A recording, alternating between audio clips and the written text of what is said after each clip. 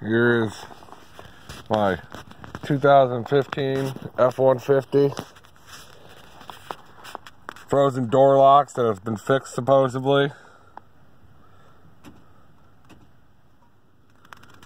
See the other door? Oh well.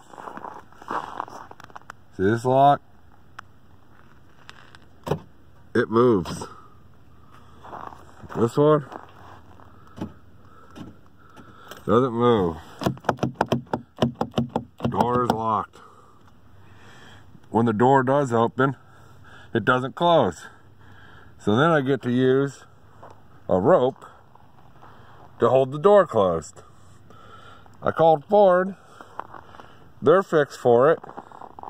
I was told there's no parts available, just to keep on driving it the way that it is right now. Anybody else having these same issues?